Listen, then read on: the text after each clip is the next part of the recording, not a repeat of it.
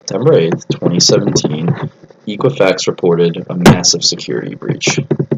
In this breach, hackers had managed to get into their core consumer commercial credit reporting databases and get the social security numbers, credit card information, and bank account numbers of 143 million Americans. The breach took place between the dates of May 13th and July 29th, and Equifax claims that on July 29th they discovered and immediately stopped the breach.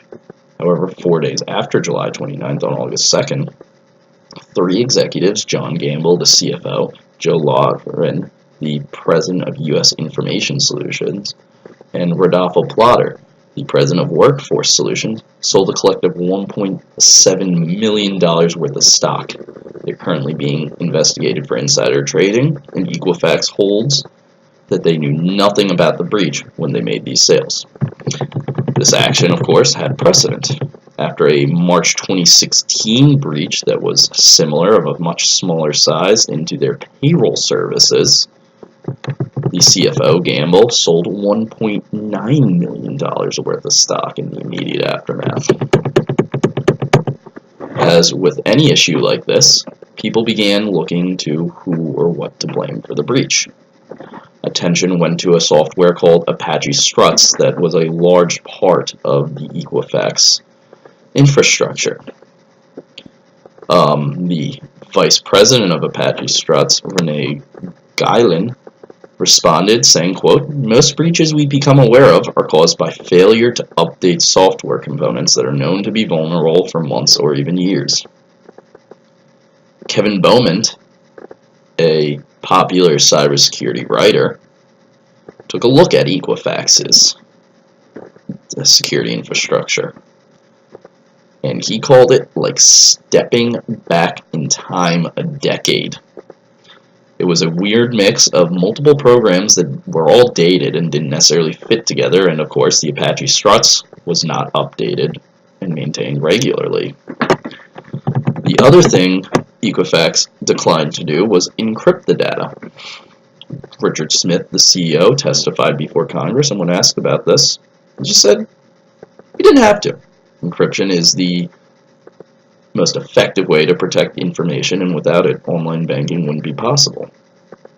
This story caught my eye because I'm interested in technology and cybersecurity, specifically what can go wrong when it's not handled correctly. And Equifax seems to not handle it correctly. Equifax was not a person-centered organization. They do not really deal with their clients directly.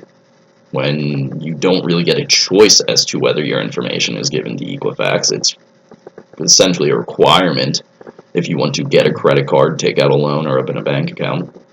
Equifax looks at your information passed along to them by the bank and decides how much of a liability you are and gives you a credit score.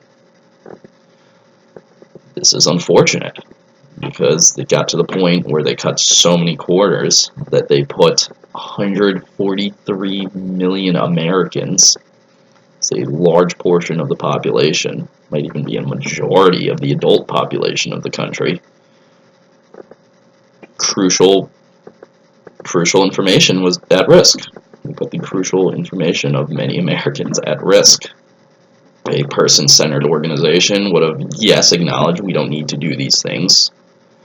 We don't need to encrypt. We don't need to update our software regularly.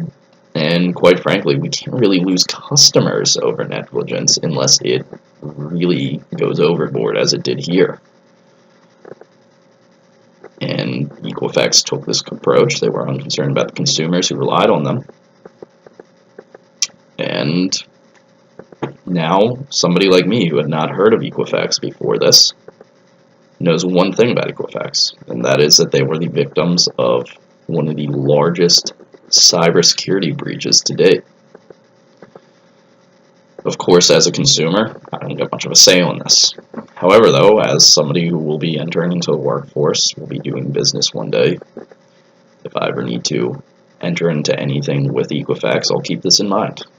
They're a company that isn't concerned about they're not person-centered. They're not concerned about their people.